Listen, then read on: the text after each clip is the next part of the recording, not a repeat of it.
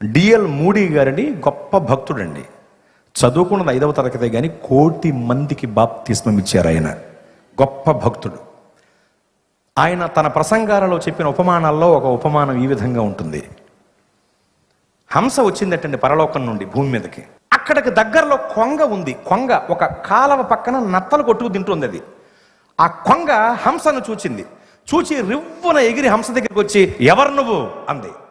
నేను హంసను అంది హంస. ఎక్కడి నుండి వచ్చావు అంది కొంగ. ఇప్పుడు హంస అంది, పరలోకం నుండి వచ్చాను. పరలోకమా? అది ఎక్కడ ఉంటుంది అంది. పైన ఉంటుంది.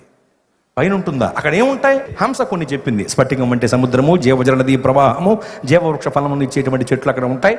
అక్కడ సూర్యచంద్రులతో పని ఉండదు. కోట్ల కొలది దూతలు, 20 పెద్దలు, 4 జీవులు, వాళ్ళందరూ చేసే స్తుతినాదాల ధ్వని ఉంటుంది. దేవదేవుడు ఉంటారు, సింహాసనాసనుడై ఉంటారు, సమీపించడానికి తేజస్సులో ఉంటారు. అక్కడ ఆకలి దప్పిలకు తావు ఉండదు, కన్నీళ్లకు చోటు ఉండదు, ఏ అపరిశుద్ధత రోగం అక్కడ ఎలుగు చేయు. అక్కడ అలా ఉంటాయి, ఎలా ఉంటాయి, ఎన్ని ఉంటాయని మొత్తం చెప్పేసిందండి. అవన్నీ విని కొంగ, అన్నుంటాయా, మరక్కడ నత్తలుంటాయా అందటండి. ఏంటి ఇన్ని ఉంటాయన్న తర్వాత కూడా దీనికి ఏం కావాలట? ఈ నత్తలు కొట్టుకు తినే బ్యాచ్ కొంతమంది ఉంటారు. ఎప్పుడు చూసినా భూ సంబంధమైన చూపు వాళ్ళది.